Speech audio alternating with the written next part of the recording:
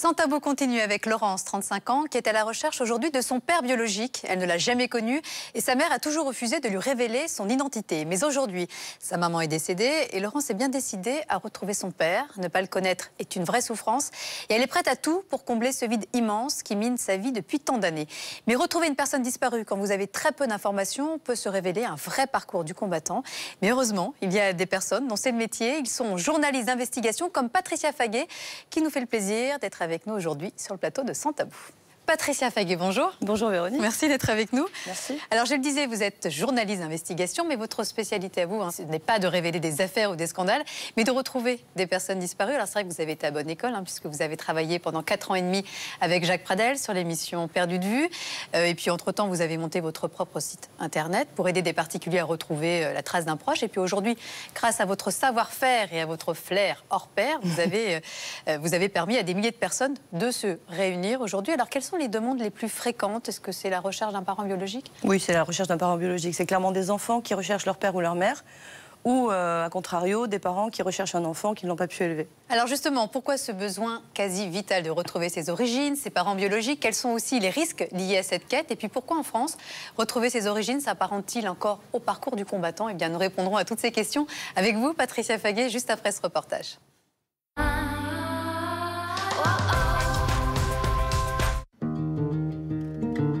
C'est en Belgique, à Flobecq, à la frontière française, que vit Laurence. Âgée de 35 ans, Laurence recherche son père, qu'elle n'a jamais connu. Élevée par sa mère et ses grands-parents maternels, elle n'a jamais eu d'informations sur lui. Seule sa mère avait promis de lui dire la vérité un jour. Mais en 2002, la maladie l'emporte avant qu'elle n'ait pu révéler son secret à Laurence. Je suis sûre qu'elle me l'aurait dit. Je pense qu'elle en mourrait d'envie de me le dire, mais quelque chose la retenait. Aujourd'hui, Laurence est mariée à Guilain depuis 5 ans. Elle est mère de 4 enfants, Tiffany, 15 ans, Elodie, 13 ans, Valentin, 10 ans et Angéline, 7 ans. Mais malgré une vie bien remplie, le besoin de connaître son père est vital. Ce matin, comme tous les jours, elle tente de retrouver sa trace sur Internet. Sa fille Tiffany l'aide dans ses recherches. Je suis née en 77, mais au mois d'août. Donc il faut 9 mois en avant. Donc ça ferait 76. Donc il a dû connaître ma mère dans les années 1975, comme ça. Donc je vais faire une recherche de 1975-76. Non, pourquoi t'es jamais, je sais pas, découragée? Ben parce que toi, tu as un papa et une maman, ta vie est complète, d'accord? J'en ai deux. Moi, j'ai ma vie qui n'est pas complète. Moi, j'ai grandi avec un vide quelque part et plus j'ai grandi et plus ça n'était même pas un vide, ça a été un secret qui m'a attirée. Parce que je me suis dit, mais pourquoi ce secret autour de moi? Qu'est-ce que mon père a bien pu faire? Et tu sais que quand on ne sait pas, on s'imagine plein de trucs. Moi, je me suis imaginé des scénarios, mais incroyables, quoi.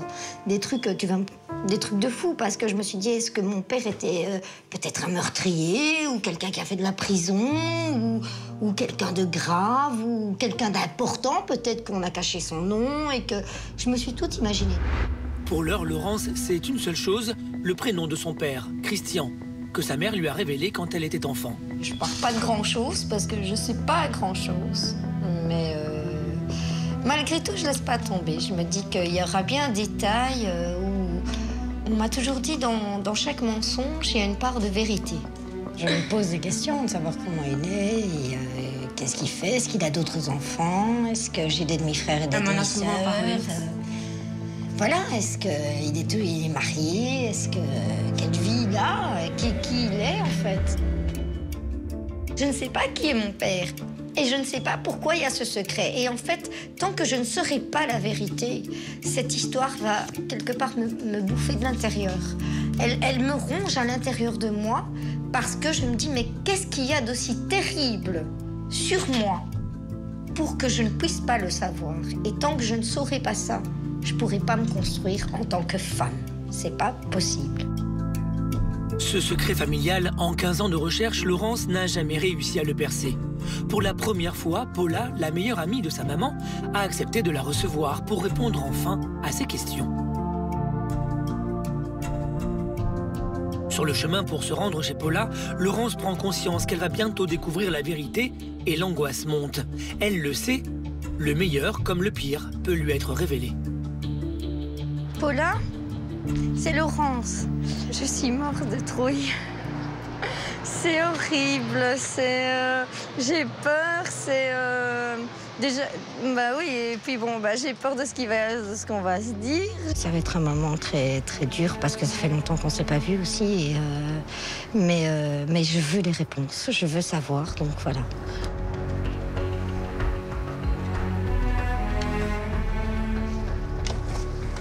Ah, Laurence. Bonjour, Paula. Viens. Oui. Dans le passé, Paula ne s'est jamais autorisée à parler de son père à Laurence. Elle avait promis à sa famille de garder le silence. Ça va? Ouais, ça fait longtemps. Oui. Ben, il y a des choses que je dois te dire, Laurence, que je n'ai t'ai jamais dites et que pour toi sont très importantes. Face à la détresse grandissante de Laurence, Paula a finalement accepté de lui révéler le secret qu'elle détient depuis 35 ans. Christian était marié.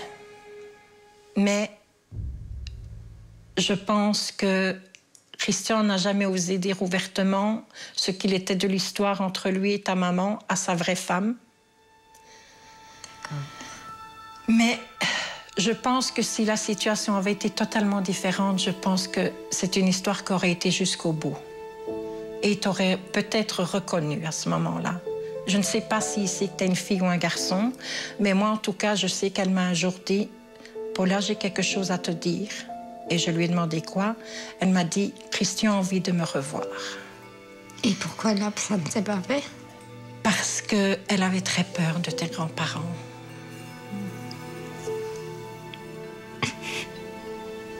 Je m'attendais à tout, mais... Ce sont des choses que je ne pouvais pas dire, Laurence. Mais je comprends, je t'en veux pas, je t'en veux pas. Mais c'est dur à entendre, c'est dur à comprendre. Tu es en droit de savoir des choses. C'était quand même ton père. Je ressens de la colère et de la peine et C'est normal, la colère. Je comprends pas, je voudrais comprendre. Laurence, c'est...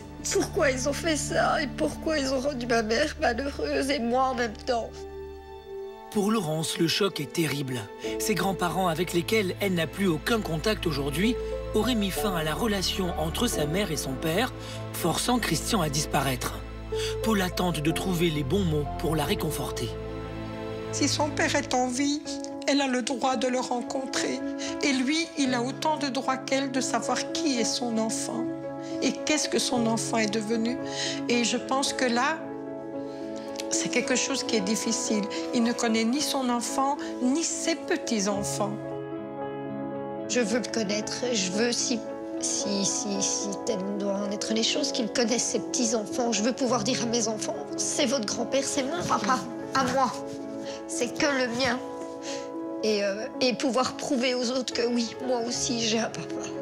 Laurence vient de faire une découverte importante. Pourtant, Paula ne lui a pas tout dit. Paula pense se souvenir du nom de famille de Christian, le père de Laurence. Et contre toute attente, elle lui propose d'appeler la seule personne qui porte le même nom dans l'annuaire. Allô? Oui, bonjour madame, je pourrais parler avec Christian, s'il vous plaît? Oui, bien sûr, c'est de la part de... Paula. Un instant, Merci beaucoup. Le moment est inespéré. Pour la toute première fois, Laurence va peut-être entendre la voix de son père. Allô? Bonjour, est-ce que je suis Paula? Est-ce que ça ne vous rappelle rien, ce prénom? Non. Bon, alors je vais aller un peu... Je suis désolée de vous appeler maintenant, mais c'est parce que je suis aux nouvelles, je suis occupée à chercher quelqu'un. Vous avez habité Bruxelles, monsieur? Non, pas du tout. Pas du tout. En quelques secondes, le rêve de Laurence et l'espoir de retrouver enfin son père s'écroulent. Ce n'est pas lui. Non, mais je ne veux pas vous créer de problème, hein, monsieur. C'est pas mon but. Bon, hein, non, ça. je vais jamais habiter Bruxelles, madame. Ben, voilà. Alors, je vous remercie infiniment, monsieur. Au revoir. Mais la voix est pas du tout... C'est pas du tout la même voix. Maintenant que j'ai un nom, J'abandonnerai pas. Je vais tous la faire. Laurence est déçue, mais déterminée à retrouver son père. C'est le cœur rempli d'espoir qu'elle retrouve sa famille. hello tout le monde. Mamour, tu vas jamais me croire quand je vais te raconter tout ça. Tu vas me dire, c'est pas possible, c'est un truc qui vient d'un western ou je sais pas quoi. En fait, voilà. Aujourd'hui, j'ai appris que ma maman et mon papa étaient très amoureux. Paula, aujourd'hui, m'a dit que j'avais été désirée. Alors, j'ai appris le nom de mon papa. Et aujourd'hui, je vais pouvoir le rechercher. Parce que je voudrais qu'ils vous connaissent, vous aussi. Vous êtes ses petits-enfants et ça, c'est important pour moi. C'est important que vous connaissiez votre grand-père et que lui puisse vous connaître aussi. Voilà, vous faites partie quelque part de sa vie. Je fais partie de lui et vous faites partie de moi. Donc, c'est forcément comme ça. Voilà. Je n'abandonnerai jamais de retrouver mon père. C'est une promesse que je me suis faite et que j'ai faite à mes enfants. Le lendemain matin, une fois ses enfants partis pour l'école... Bisous, bisous. Tantôt, mes amours. Attention, Angeline. Hein. Laurence s'empresse de se remettre à la recherche de son père. Elle dispose désormais de son nom de famille et appelle toutes les personnes qui portent ce nom dans l'annuaire. Oui, excusez-moi, madame, de vous déranger. En fait, je suis à la recherche d'un Christian. Oui, bonjour, excusez-moi de vous déranger. Oui, bonjour, excusez-moi de vous déranger. Voilà, je suis à la recherche d'un Christian. Je ne connais pas les Christian, madame. Laurence multiplie les appels et ne se décourage pas, quand soudain... Vous connaissez quelqu'un qui s'appelle Christian? C'est mon frère. Et je peux juste vous poser une question pour être sûre que c'est la bonne personne que je recherche, monsieur. Est-ce qu'il est possible que votre frère ait habité Bruxelles? Non. Non. Ah, bah alors ce n'est pas la personne que je recherche. Bon, ben c'est pas grave. Excusez-moi de vous avoir dérangé. Après plusieurs coups de fil vains, et comme l'annuaire ne semble rien donner, Laurence se met à chercher sur les réseaux sociaux. Elle découvre alors une personne qui pourrait bien être son père. La description pourrait être celle-là. C'est un homme de l'âge que je recherche. Et voilà, donc je serais assez tentée de prendre un contact. Et en plus, il travaille où mon mari actuel travaille. D'après ce que je vois là, ce serait vraiment une grosse coïncidence. Parce que si c'est le cas, ça voudrait dire que je l'ai déjà vu, sans le savoir. Suite à cette découverte déroutante, Laurence va demander à son mari, qui est en train de travailler, d'aller immédiatement vérifier s'il s'agit de la bonne personne. Guylain vient d'aller poser la question à cet inconnu. Il est sur le point de dire à Laurence s'il s'agit de son père. Donc j'ai été voir. Bon, de un, je lui ai demandé si c'était bien le Christian qu'on cherchait, parce qu'on a demandé s'il avait été sur Bruxelles dans les années 75 à 77, et s'il avait connu ta maman qui répondait au nom de... Et il m'a répondu que non, parce que lui, il avait toujours été sur la Louvière. T'avais l'impression qu'il était vrai? Ouais, franchement, ou que... ouais. Parce qu'il me l'a dit directement, il n'a pas cherché midi à 14h, il n'a même pas bafouillé ni rien du tout. Il m'a dit non, c'est pas moi que vous recherchez. J'en ai marre. Je suis épuisée. Faut pas pleurer, hein, c'est honnête. En colère, je suis dégoûtée. Et voilà, j'en ai assez des mensonges, des secrets. J'ai l'impression qu'il n'y a personne qui peut le comprendre. Il n'y a personne qui a, je sais pas moi, qui est réfléchi au point de se dire, ben, il est peut-être temps, je peux la comprendre, il faut lui dire, et puis on va faire tout ce qu'il faut pour lui le donner, et non. Il n'y a personne qui te le dira. Merci. Enfonce-moi le couteau. Mais non, je ne t'enfonce moi, et c'est très bien. Je ne t'enfonce pas. Je ne t'enfonce pas. Basta, j'en ai marre. Il faudrait qu'il y ait quelqu'un qui lui dise réellement la vérité, mais il n'y a personne qui va lui dire. Et à la longue, elle va abandonner, ça c'est sûr et certain. Pour Laurence, cette déception semble être celle de trop. Fatiguée et perdue, c'est devant une photo de sa mère qu'elle ressent le besoin de s'isoler. Je cherche mon père parce que je veux qu'il sache à quel point elle l'aimait. Et je crois qu'elle aurait voulu que je le lui dise. Je pense que Elle m'aurait dit, il faut que tu le retrouves, il faut qu'il sache que je l'ai attendu toutes ces années. Il faut qu'il sache que tu es venu au monde, que tu es là et que je t'ai aimé aussi. Et je le cherche pour ça. Mais je vais y arriver. Je sais que je vais y arriver. Tu vas m'aider et on va y arriver, je vais le retrouver. Face à ces multiples échecs, dès le lendemain, Laurence prend une décision radicale. Elle décide de se rendre chez un ami de sa mère qui, pense-t-elle, sait la vérité. Elle ne lui a pas parlé depuis des années suite à une très violente dispute. Alors c'est accompagnée de Guylain qu'elle s'y rend.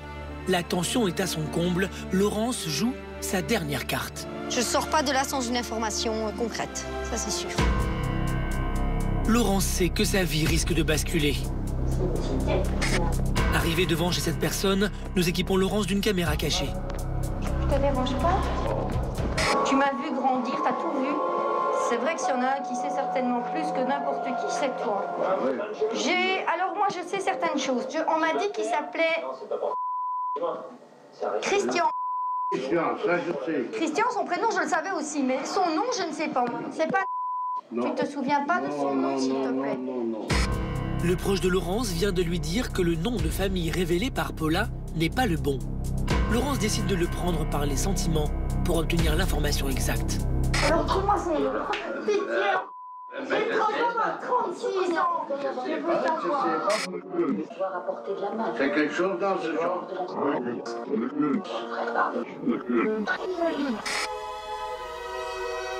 Quelques minutes plus tard, c'est un couple rayonnant que nous retrouvons à la sortie de chez leurs proches. Je suis pas quelqu'un à pleurer vite parce que sinon je pense que là, je lâcherai une petite larme. J'ai retrouvé la trace de mon père. C'est le plus beau jour de ma vie. Mis à part mon mariage et la naissance de mes enfants, c'est le plus beau jour de ma vie. Ah, quand même. C'est le plus beau jour de ma vie. Je suis heureuse là, j'explose de l'intérieur. C'est incroyable, c'est incroyable. Quand elle retrouve ses enfants, Laurence s'empresse de partager sa joie avec eux. Bon, qui veut savoir quoi? Moi, vas-y, dis. Alors, j'ai le bon nom de mon père. C'est le plus beau jour de ma vie. Ça fait bizarre. Tu m'as déjà vu contente quand même. Oh, mais pas aussi contente que ça.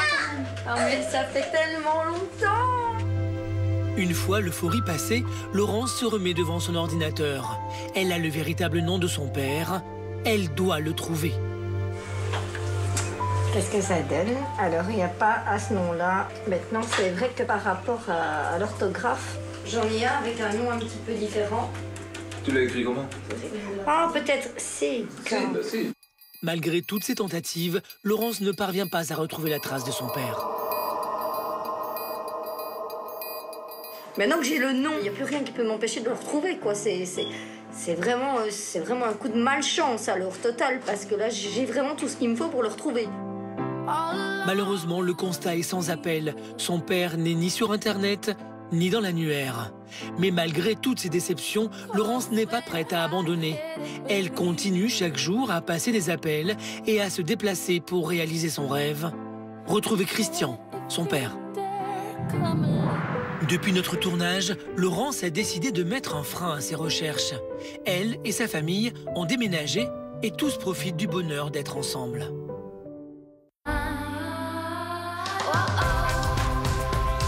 Voilà, j'ai le plaisir d'être avec Patricia Faguet, journaliste d'investigation spécialisée dans la recherche des personnes disparues. Alors on le voit avec Laurence, comment expliquer que dans la majorité des cas, retrouver la trace d'un parent biologique s'apparente souvent au parcours du combattant? Quels sont les principaux obstacles? C'est quoi? C'est juridique? C'est administratif? Ça dépend des cas. Donc dans le cas de Laurence, elle n'avait pas le nom de son père au début. Elle l'a glané à force d'interroger des personnes de sa famille. Donc ça, c'est un principal obstacle, c'est de connaître le nom, évidemment, c'est la base. Et même avec le nom, c'est compliqué. Et même avec le nom, c'est compliqué parce que ça ne suffit pas toujours. On a tous des homonymes. Son père a pu déménager, changer de pays, il peut être décédé, on ne sait pas. Là, la manière dont elle recherche par Internet, etc., c'est très aléatoire. Alors justement, vous, quel est votre savoir-faire? Quelles sont vos méthodes pour retrouver une personne disparue? Dans le cas de Laurence, par exemple. Qu'est-ce que vous auriez fait? Déjà, si je peux lui donner des conseils, je pense qu'il faudrait qu'elle puisse déterminer où vivait son père au moment de sa conception. Retrouver peut-être par les recensements de population ou par les listes électorales s'il votait l'adresse qu'il avait au moment de sa conception. Ça va nous permettre de retrouver ses dates et ses lieux de naissance et d'éviter les homonymies. Une fois qu'elle aura tout ça en main, là elle pourra chercher par Internet et elle pourra appeler des homonymes. Éventuellement. J'espère que Laurence nous regarde ce matin. J'espère. Combien d'enquêtes en moyenne vous lancez chaque année? Je pense que c'est difficile à dire. Plusieurs centaines, peut-être. Plusieurs centaines? Oui, sûrement. Oui, quand même. Et combien d'entre elles arrivez-vous à résoudre? À peu près 80-90%. D'accord. Oui, c'est quand même un bon... Là où j'échoue... un bon rendement. Oui, c'est pas mal. J'échoue dans les cas d'accouchement sous X. Là, c'est très difficile parce qu'on n'a pas de nom, justement. On n'a souvent qu'un prénom et même le prénom n'est pas toujours juste. Donc voilà, les principaux échecs, c'est quand on n'a pas de nom. Ce sont les enquêtes les plus difficiles. Les enquêtes les plus difficiles ou les personnes qui sont parties à l'étranger et dont on n'a pas idée du pays vers lequel elles sont parties. Quel est le truc le plus fou que vous ayez fait dans votre carrière pour retrouver la trace de quelqu'un? Le truc le plus fou, c'est un vieux souvenir et je ne l'ai plus refait depuis, mais je pense que c'est ça. J'ai revêtu une blouse de médecin pour avoir accès à des archives de maternité. Ah, vous êtes fait passer pour un médecin? Je me suis fait passer pour un médecin. Et vous avez réussi à résoudre l'enquête? J'ai réussi à résoudre l'enquête. C'était pour la... Ça n'a pas été peine perdue. Mais je le ferai plus, franchement, j'avais le cœur qui est fou. Et quelle est l'histoire qui vous a le plus bouleversé? Alors ça, c'est pareil, c'est tous les jours. Chaque fois, c'est beaucoup d'émotions. Mercredi dernier, j'ai retrouvé la fille d'une dame qui lui avait été enlevée à la naissance. Donc c'était beaucoup d'émotions. On a passé 2 heures ensemble, je lui ai raconté comment j'avais fait, on a appelé sa fille ensemble. Et c'était la recherche de sa vie, ça faisait 20 ans qu'elle la cherchait, c'était des larmes des deux côtés. On l'a vu avec Laurence, retrouver son père, c'est pour elle aujourd'hui, c'est vital. Enfin, on sent qu'il y a vraiment un manque dans sa vie et pourtant, elle a réussi à se construire sans son père, elle a fondé une jolie petite famille, on la sent heureuse. Pourquoi cette quête quasi obsessionnelle aujourd'hui? Il y a une phrase qui résume ça très bien. Quand on ne sait pas d'où l'on vient, on ne peut pas savoir qui l'on est et où l'on va. C'est comme un arbre sans racines, c'est comme une maison sans fondation. Laurence, elle a l'air heureuse, mais elle n'est pas si heureuse que ça, j'imagine. Oui, il y a un vide dans sa vie. Il y a un vide, elle s'est faite avec rien. Elle a imaginé ce père, elle n'a pas eu d'image paternelle. Elle a 50% de ses gènes dont elle ignore tout. Donc comment voulez-vous vous construire, vous regarder dans la glace, savoir qui vous êtes? Quand on ne vit pas cette situation, on a du mal à se rendre compte finalement. Oui, on connaît ses origines, bon, ça nous paraît tellement évident.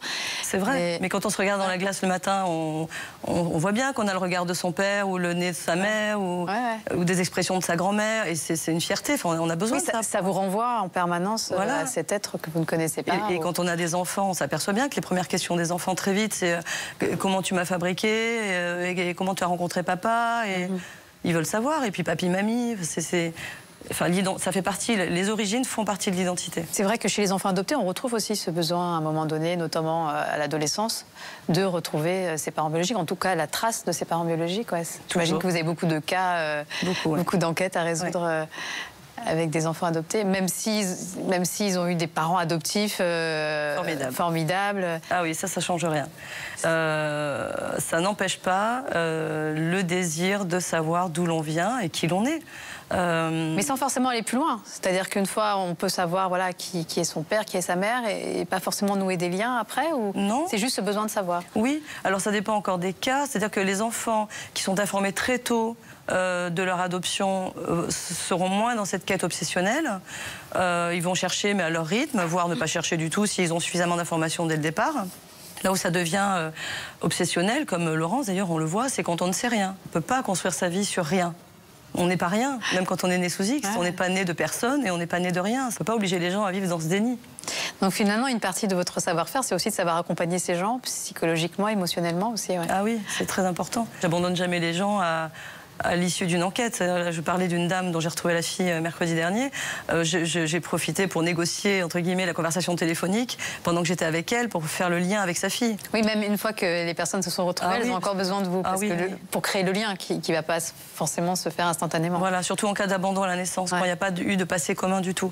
Voilà. Il y a encore une jeune fille, là, alors dans le cas inverse, dont j'ai retrouvé la maman au Brésil. Elle a justement été adoptée par une mère célibataire française au Brésil. Donc sa mère biologique est brésilienne. Je l'ai retrouvée il y a 15 jours. Et elle m'a demandé des conseils pour la première approche, parce qu'elle ne parle pas portugais. Ça se passe au Brésil. Ouais. Donc je lui ai conseillé de faire un courrier, parce qu'on ne sait pas non plus si la mère biologique a informé ses autres enfants de l'existence de cette fille. Donc de faire un courrier, de lui joindre un album photo, et elle me demande conseil pour l'aider à rédiger ce courrier. Et je pense qu'elle est en train de me demander d'aller au Brésil avec elle pour le premier contact. Donc c'est important, oui. Ouais, on sent que vous êtes une passionnée, donc oui. Vous n'avez pas envie de les lâcher au milieu de... Ah ben non, puis je garde des liens avec eux des années et des années après. Merci beaucoup Patricia. Alors pour tous ceux et celles qui seraient à la recherche d'un proche, on va donner l'adresse de votre site. Ah ben c'est personnesdisparues.com tout simplement. Personnesdisparues.com. Merci beaucoup en tout cas d'aider toutes ces personnes à combler ce manque, ce vide qui peut être vraiment dévastateur. Alors la semaine prochaine, nous recevrons Patrice Gélinet du CSA pour une émission spéciale consacrée à la journée de la langue française. Mais attention, ce ne sera pas le mercredi comme d'habitude, mais le lundi. Et en l'occurrence, le lundi 14 mars. Donc voilà, soyez bien au rendez-vous. Passez une très très bonne journée sur Chérie 25. Moi, je vous dis à demain avec grand plaisir. Bye bye.